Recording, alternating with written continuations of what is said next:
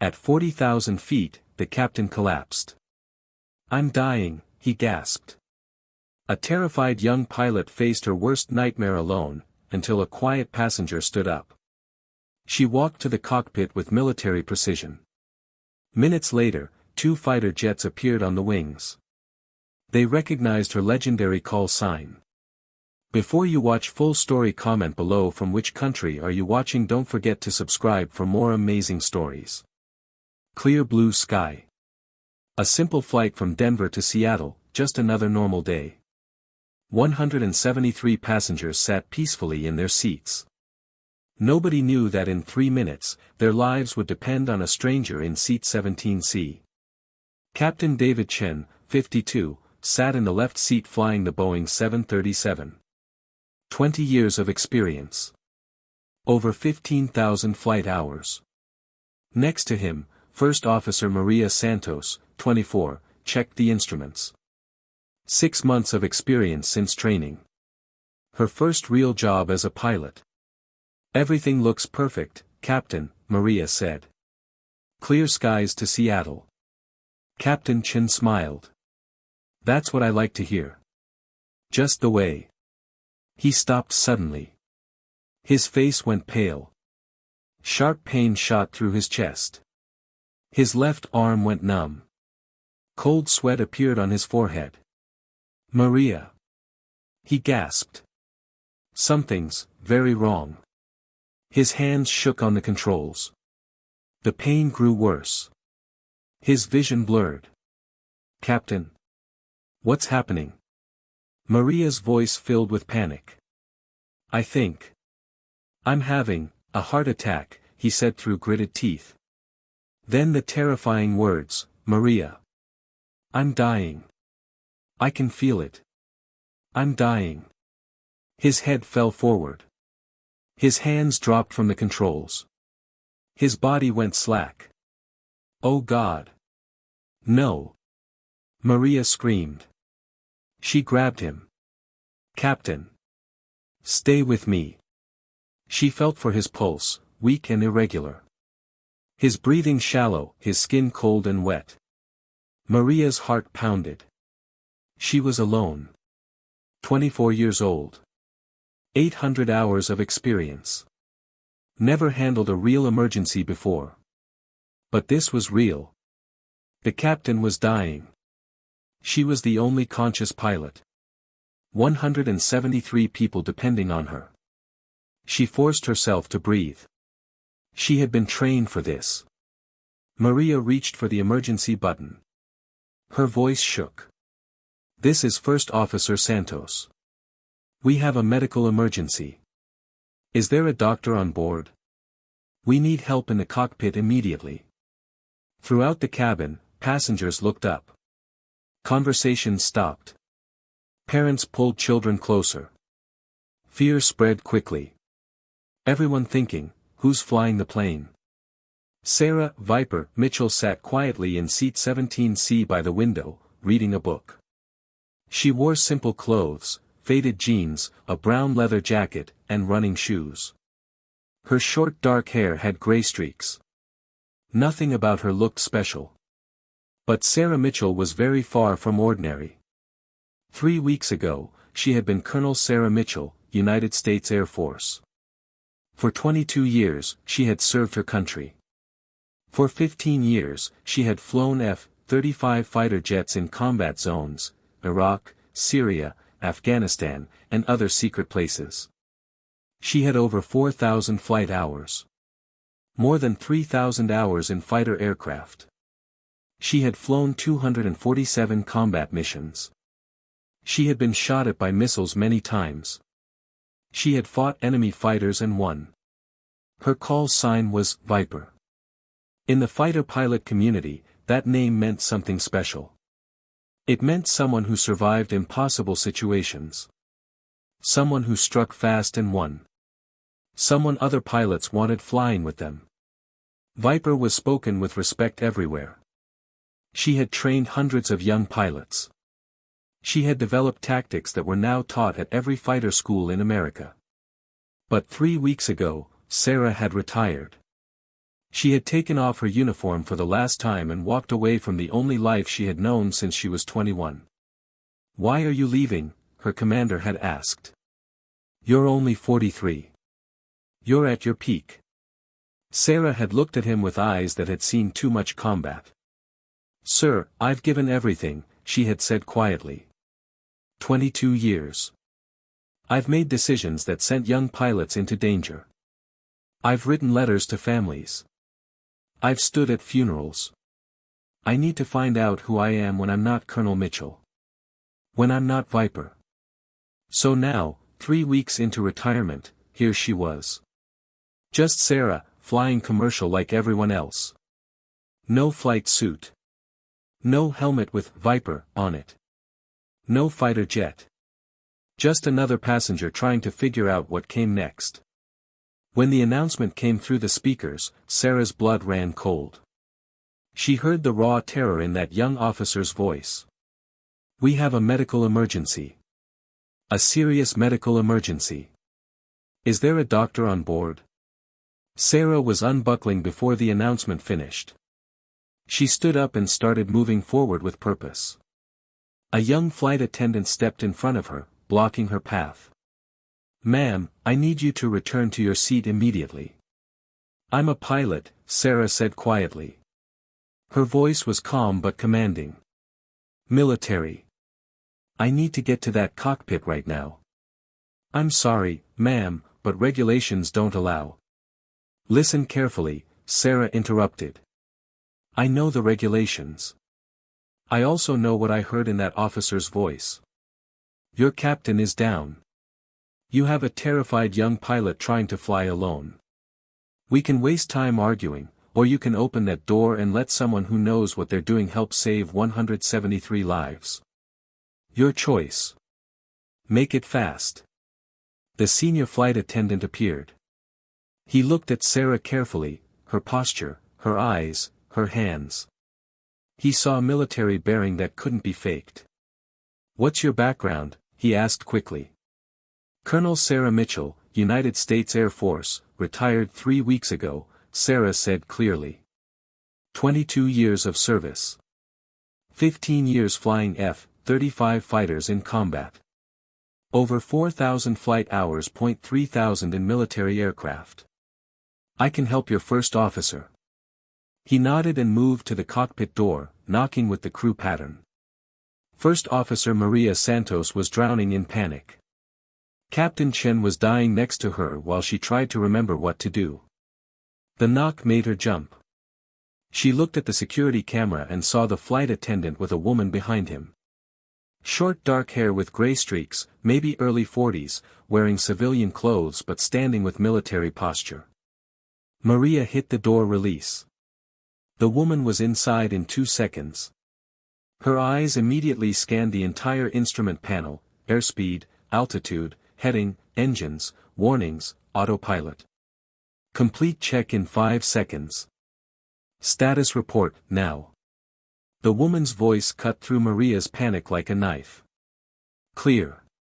Calm.in command. The captain collapsed. "I think it's a heart attack. I called for help but nobody came. I have the autopilot on and everything's stable but I don't know what to do and I've never actually." "Stop." The woman's hand touched Maria's shoulder. Firm but not harsh, steadying. "Listen carefully. I'm Colonel Sarah Mitchell, United States Air Force, retired 3 weeks ago. 22 years of service. 15 years flying F-35 fighters in combat. Over 4,000 flight hours. I've handled emergencies in combat that make this look simple. I know exactly what to do. Can you trust me?" Maria nodded frantically, unable to speak, tears in her eyes. "Good.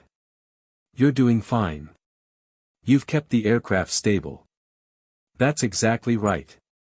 Now here's what happens next," Sarah said with complete calm. "First, I'm going to save your captain's life.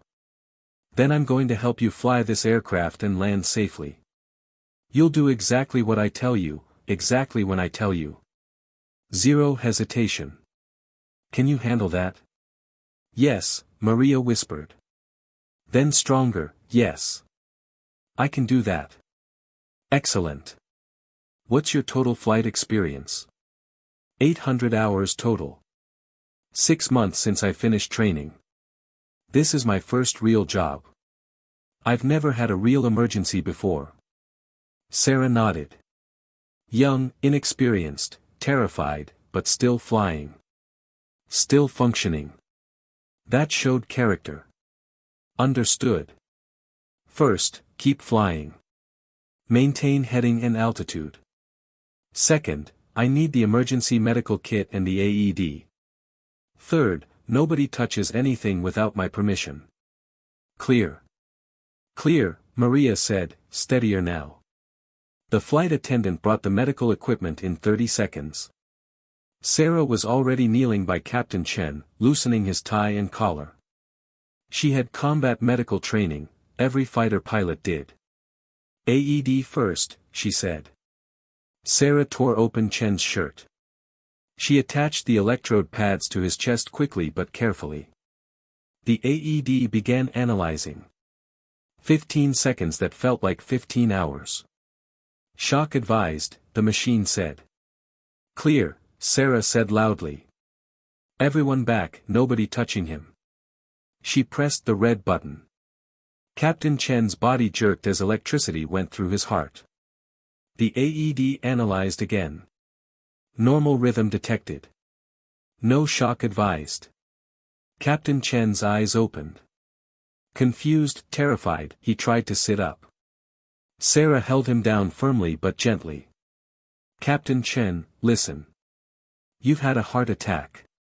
A serious one. The AED just shocked your heart back to normal rhythm. You're alive. But you need a hospital in 30 minutes or you could die. Understand? He nodded weakly. Who are you?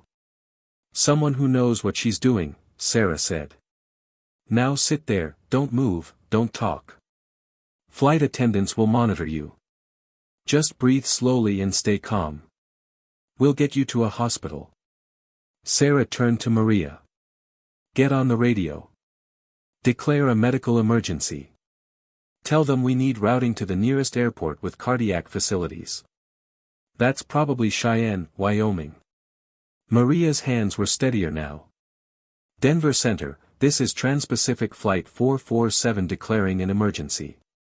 Medical emergency. Captain incapacitated with cardiac event. Requesting immediate clearance to nearest airport with cardiac facilities. The controller responded immediately. Trans-Pacific 447, roger your emergency. Cheyenne Regional Airport is 40 miles ahead.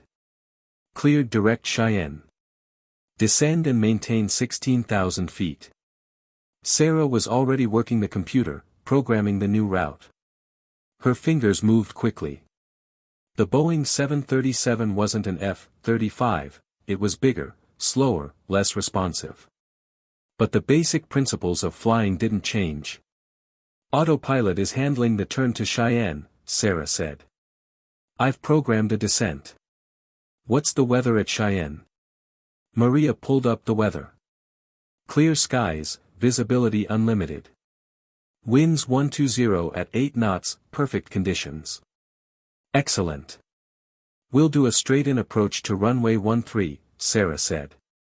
The aircraft descended smoothly through clear sky. Sarah monitored everything carefully. No warnings, no problems. Maria, Sarah said quietly.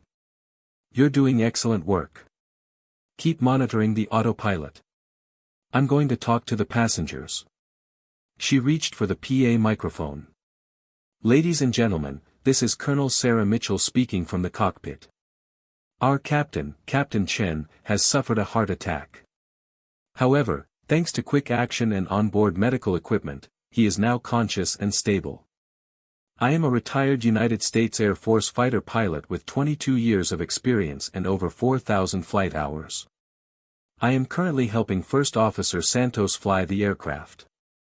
We are diverting to Cheyenne, Wyoming, where we will land in about 12 minutes. This landing will be completely routine. Emergency services will meet us. There is no danger. Please remain seated with seatbelts fastened. The announcement had exactly the effect Sarah wanted. Her calm, confident tone transformed passenger anxiety into relief. But then something unexpected happened. The radio crackled with a new voice. Trans-Pacific 447, Denver Center. Be advised you have military traffic nearby. Two F-35 Lightning II fighters from the 90th Fighter Squadron at Buckley Air Force Base are conducting training operations. They've been notified of your emergency and are standing by if you need help. Sarah felt something tighten in her chest. F-35s at her aircraft. Maria keyed the radio. Trans-Pacific 447, Roger. We are stable and don't need military assistance, but please thank them for standing by. Sarah reached over and keyed the radio herself. Denver Center, Trans-Pacific 447, we're switching to Cheyenne Tower now. Before we go, please pass a message to those F-35 pilots. Brief pause. Trans-Pacific 447, go ahead with your message. Sarah hesitated for just a moment. Then she spoke words she never expected to say again. Tell them that call sign Viper is aboard this civilian aircraft and currently has control of the situation. Much longer pause. Then, with surprise, Trans-Pacific 447, say again. Did you say call sign Viper? Affirmative, Denver Center, call sign Viper. Victor India Papa Echo Romeo. They'll understand what that means. Captain Jake Hawk Stevens was flying lazy circles at 25,000 feet, running basic practice intercepts with his wingman. Just another routine training mission. Buckley Flight, this is Denver Center. Updated information on that civilian emergency. The pilot assisting has identified herself by a call sign. She says her call sign is Viper. Does that name mean anything to you? Jake's hand froze on the throttle. His entire body went rigid. Viper. There was only one Viper in the entire fighter pilot community. Only one pilot who had earned that legendary call sign. Colonel Sarah Mitchell. The legend, the pilot who had flown more combat hours in F-35s than almost anyone alive, the woman who had shot down 5 enemy fighters in combat, the officer who had personally trained hundreds of pilots, the tactician whose procedures were now taught at every fighter school. Denver Center, Buckley Flight, confirm you said call sign Viper. Jake's voice was tight with excitement. Affirmative, Buckley Flight. The pilot identified herself as Colonel Sarah Mitchell, call sign Viper, United States Air Force. Jake immediately switched to tactical frequency. Viper 2, did you copy that? His wingman, Lieutenant Sarah Blade Rodriguez, responded with equal shock. The Viper. Colonel Mitchell. Jake made an instant decision. Denver Center, Buckley Flight requests permission to approach the civilian aircraft and establish direct communications. Buckley Flight, cleared to approach. Maintain minimum 500 feet separation. Buckley Flight copies. Jake rolled his F-35 into a diving turn, his wingman following in perfect formation. They closed the distance in less than 2 minutes. Buckley Flight has visual contact with civilian aircraft, Jake transmitted. Positioning on the right wing. The Boeing 737 appeared ahead. Jake smoothly throttled back, matching the airliner's slower speed. He positioned his F-35 exactly 100 yards off the 737's right wing. His wingman took station on the left side, creating perfect escort formation. Jake switched to the civilian emergency frequency. Trans-Pacific 447, this is Buckley Flight. 2 F-35 Lightning IIs now positioned on your wings as escort, requesting permission to speak directly with Viper. Inside Flight 447's cockpit, Sarah heard the fighter pilot's voice and felt a wave of emotion.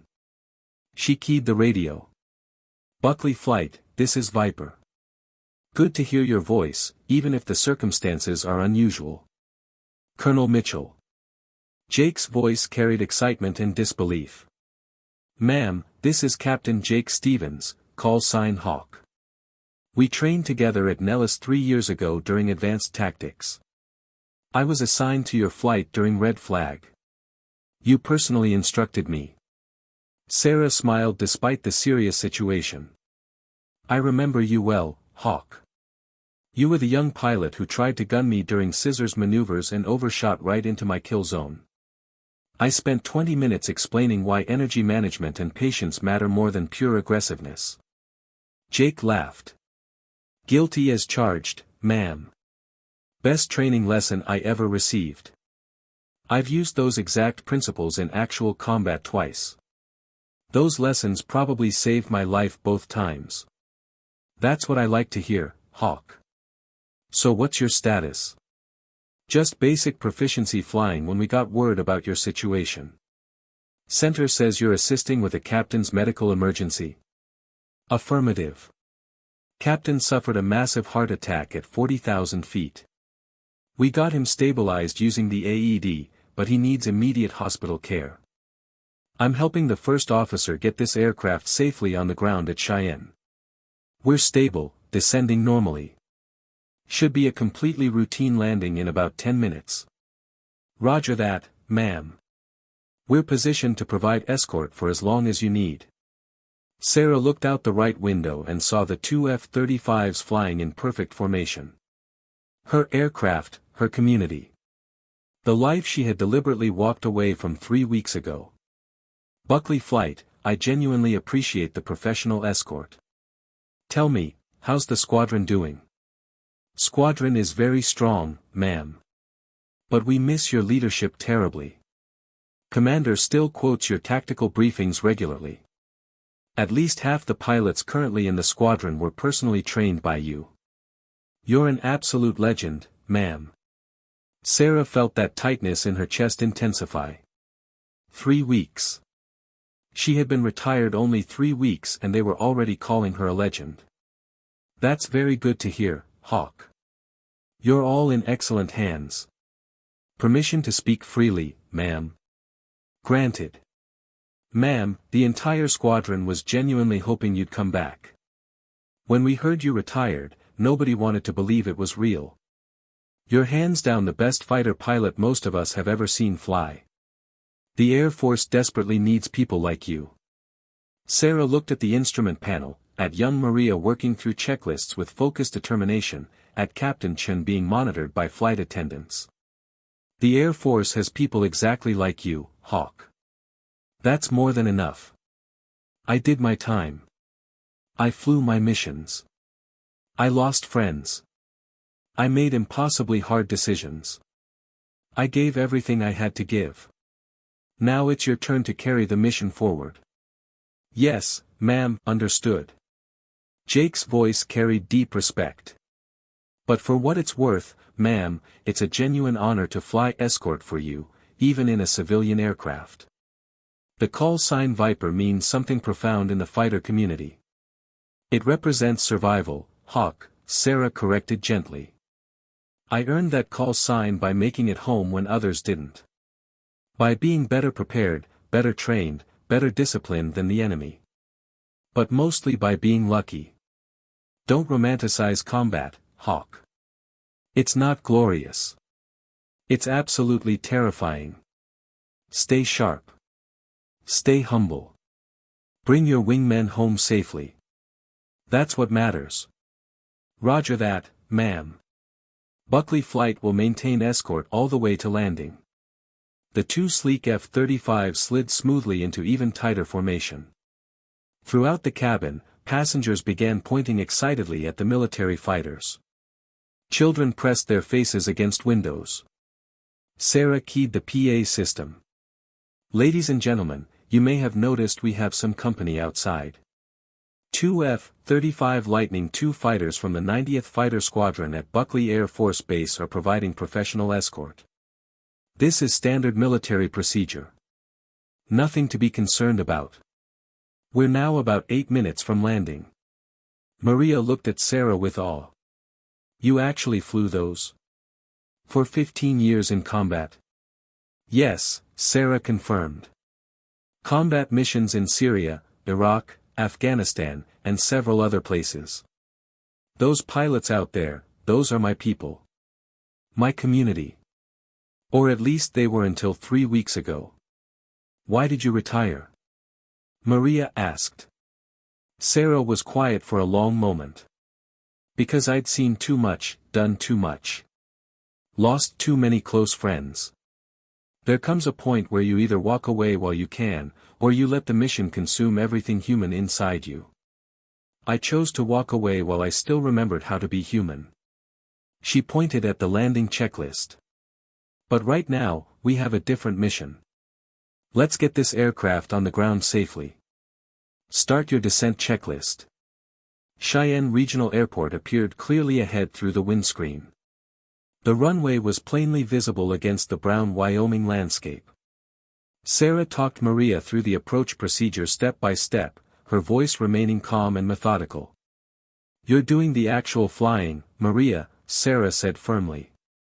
I'm just here to back you up. Trust your training. This is a straightforward visual approach in excellent weather. You've done this exact procedure dozens of times. What if I mess up? Maria asked. Then I'll help you fix it immediately, Sarah said simply. But you won't mess up. You're a competent, well-trained pilot. Trust yourself, Maria. Maria's hands steadied on the controls. The two F-35s broke away cleanly at 5 miles from the airport, pulling up sharply in a climbing turn that demonstrated their incredible power. Jake's voice came through the radio one final time. Trans-Pacific 447, Buckley flight is breaking off escort now.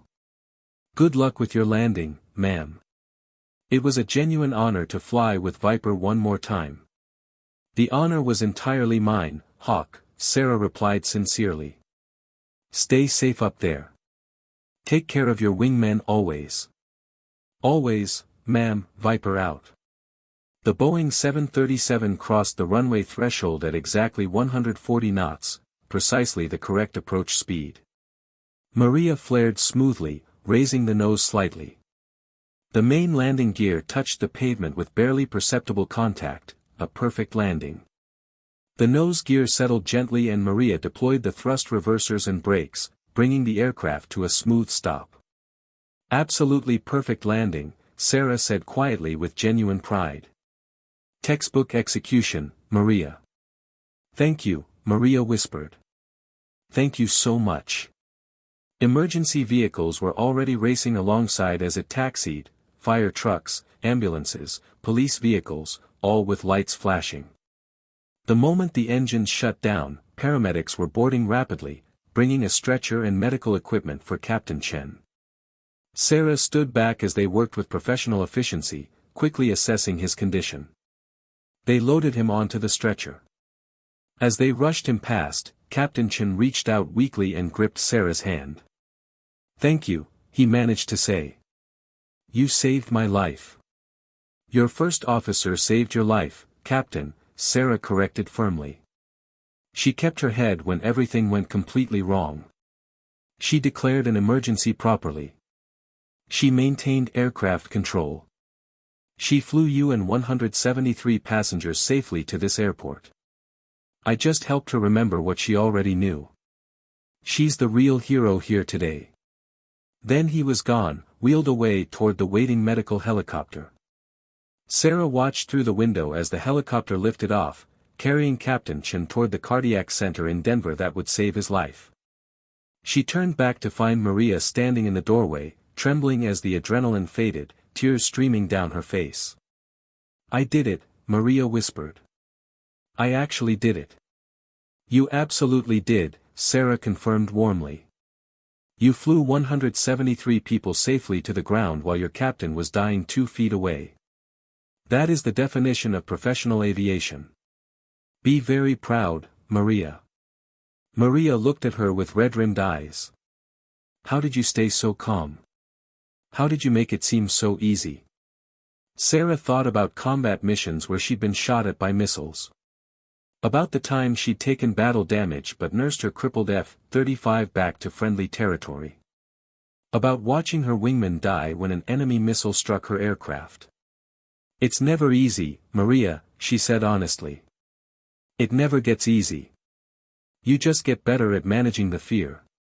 You train until the procedures become automatic. You build discipline until professionalism overrides panic. You accept that fear is normal, it keeps you alert.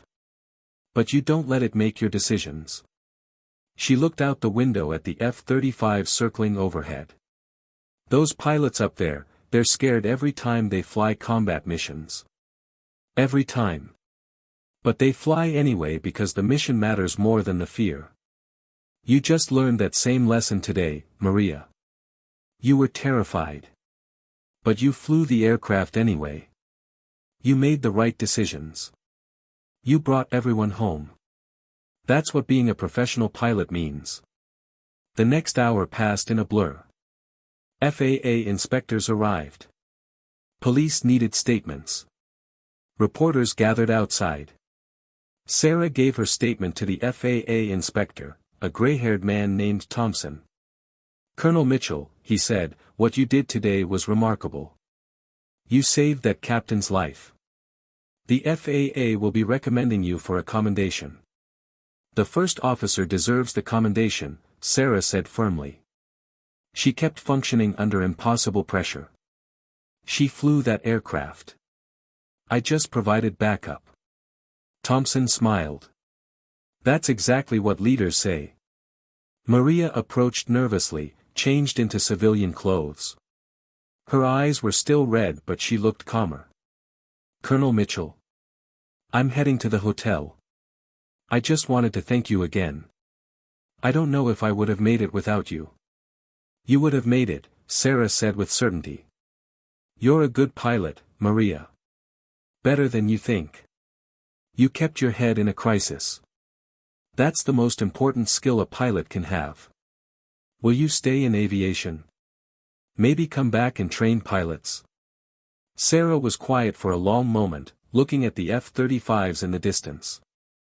"I don't know," she finally admitted.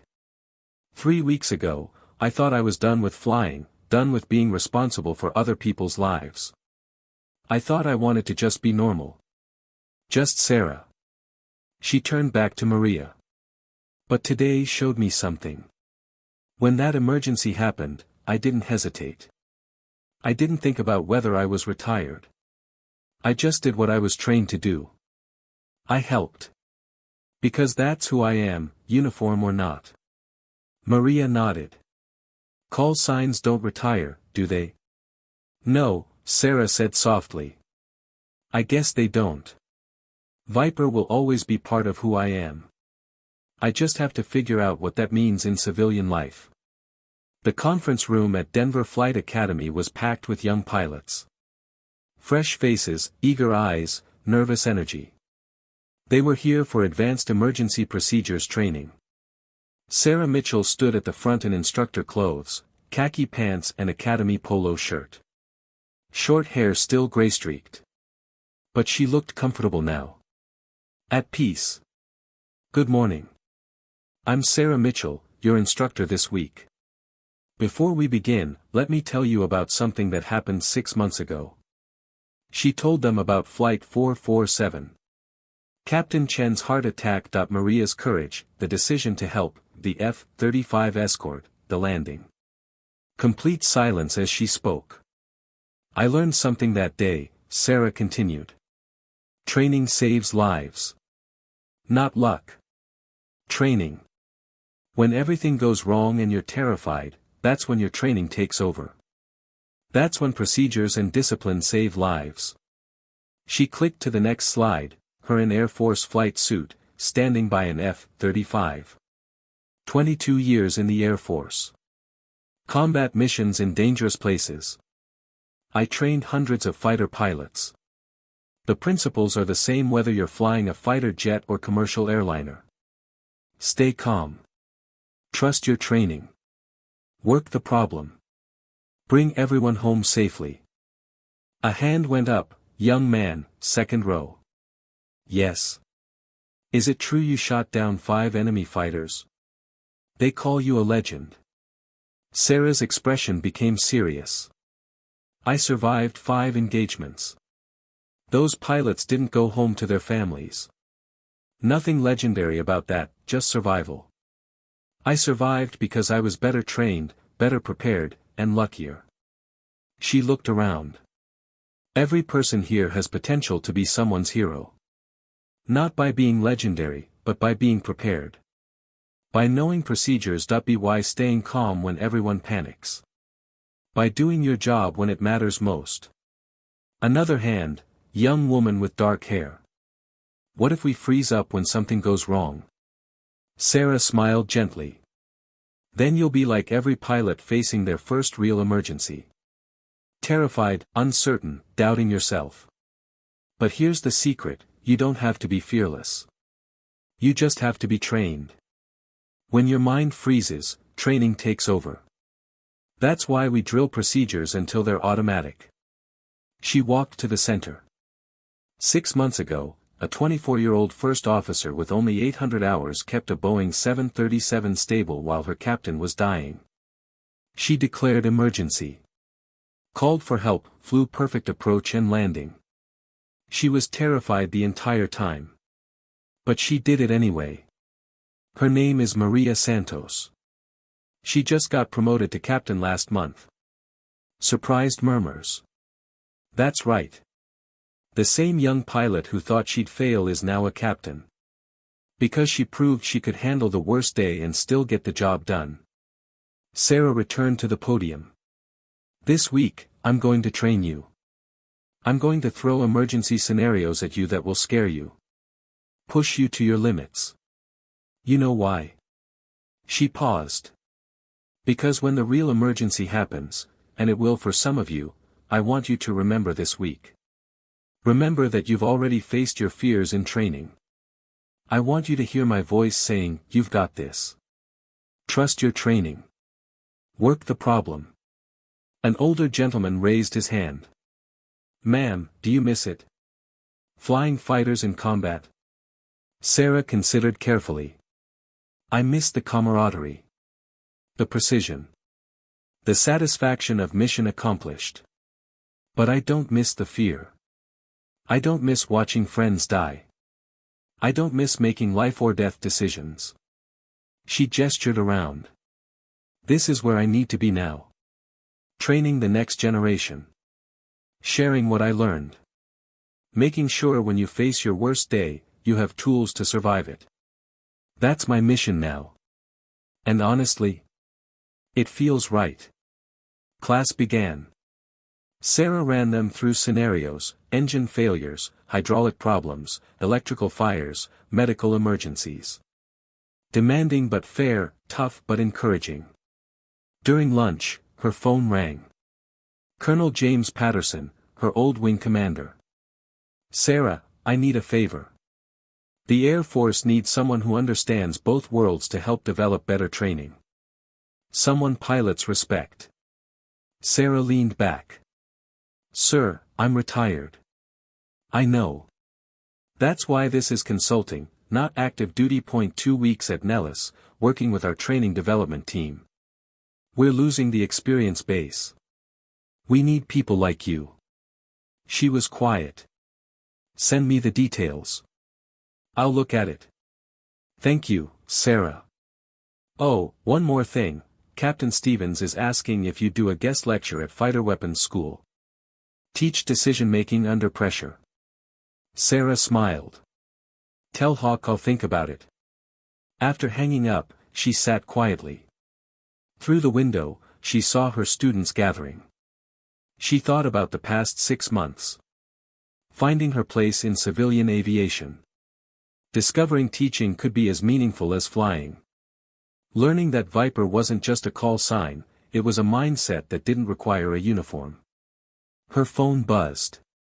Text from Maria Santos. Just finished my first flight as captain. Thought you'd want to know. Everything you taught me that day saved my life and career. Thank you. Forever grateful. Maria. Sarah typed, Congratulations, Captain Santos. You earned it. Pass it forward, teach the next generation. That's how we honor those who helped us. Proud of you. Viper. She walked back to the simulator floor. Students waiting, ready to learn. She felt something she hadn't felt in months. Purpose, direction, knowledge that she was exactly where she should be. All right, everyone, she called out. This afternoon, we're running Everything Goes Wrong at Once. Multiple system failures during approach in bad weather with medical emergency. You're going to hate me by end of it. But when you face the real thing someday, you'll thank me. Students groaned but smiled. They knew they were learning from someone special. Someone who had been there, survived, and lived to teach others. Someone who earned call sign Viper through skill, discipline, and unwavering commitment to bringing people home alive. 1 year after Flight 447, Sarah received invitation to FAA headquarters ceremony in Washington. She almost didn't go. But Maria had called personally. Please, Colonel Mitchell. This is important. So Sarah stood on stage in a business suit. The FAA administrator spoke about Flight 447. How quick thinking prevented tragedy. How 2 pilots, 1 retired military, 1 junior civilian, worked together perfectly. Maria Santos stood beside Sarah, now wearing captain's stripes. She looked confident, professional, transformed. They both received FAA's Certificate of Commendation for Extraordinary Service to Aviation Safety. The administrator asked if Sarah wanted to speak. Sarah stepped to the microphone. A year ago, she began, I was just a passenger trying to figure out who I was without my uniform. Without my call sign. Then an emergency happened, and I discovered something important. She paused. We never really stop being who we trained to be. Fighter pilot, commercial pilot, instructor. These aren't just jobs. They're identities. Commitments to excellence and safety and bringing people home. She looked at Maria. Captain Santos is proof that good training and strong character can overcome fear and inexperience. She kept 173 people safe when everything went wrong. That's not luck. That's training and discipline and courage. Back to the audience. Every pilot here will face their worst day eventually. When everything goes wrong, when you're terrified and overwhelmed. And on that day, remember, you're trained for this. You've practiced for this. You have the skills to survive this. She smiled slightly. And if you're lucky, maybe there's a retired fighter pilot in seat 17C who can help. But even if not, you've got this. Trust your training. Work the problem. Bring everyone home. Genuine applause. After the ceremony, a young Air Force captain in uniform approached nervously. Colonel Mitchell. I'm Captain Lisa Chang. I'm starting F-35 training next month.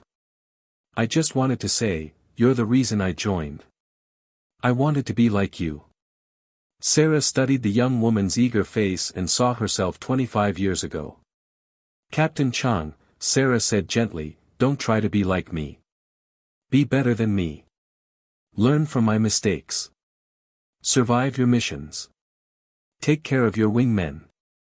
And when it's time, have wisdom to walk away before the job takes everything.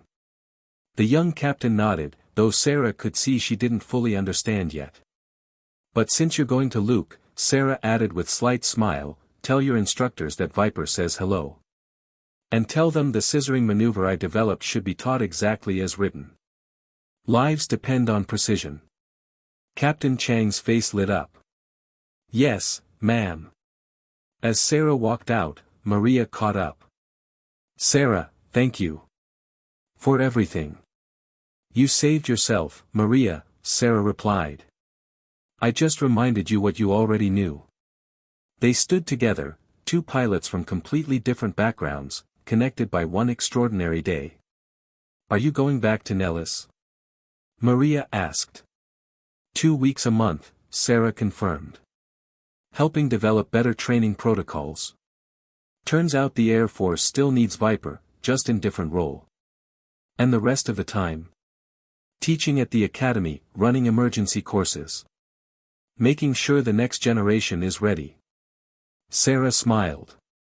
Turns out I'm not retired. I just changed uniforms. Maria laughed. Once Viper, always Viper. Something like that, Sarah agreed. They shook hands, firm, professional grip between pilots who understood what it meant to face fear and keep flying. As Sarah walked to her car, phone buzzed. Text from Jake Stevens. Colonel, your guest lecture confirmed for next month. 200 students registered. Standing room only. Hawk. Sarah typed, tell them to expect tough scenarios and tougher questions. And stop calling me a legend. Legends are dead people. I'm very much alive and still teaching. Viper. She drove away, heading to the airport. Back to her students. Back to simulators and emergency scenarios and the deeply satisfying work of preparing pilots for challenges ahead. She thought about Captain Chen, who fully recovered. About Maria, thriving as captain, about F-35 pilots still flying combat, about students waiting for next week's class. She thought about call signs and identity and purpose and second careers. And she smiled. Because Sarah Viper Mitchell had finally figured out who she was without the uniform. She was still Viper. Still a pilot, still someone who brought people home alive. The uniform had changed. The mission had changed. But the core identity, the call sign representing excellence, discipline, and unwavering commitment, that never changed.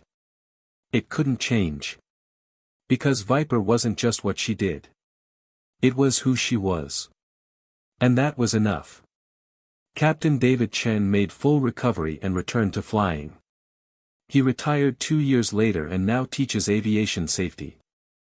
Captain Maria Santos continues flying with over 5,000 flight hours. She frequently speaks at aviation conferences about crisis management. Colonel Sarah Viper Mitchell continues teaching at Denver Flight Academy and consulting with the U.S. Air Force. She has trained over 2,000 civilian pilots in advanced emergency procedures. The call sign Viper remains one of the most respected in military aviation history.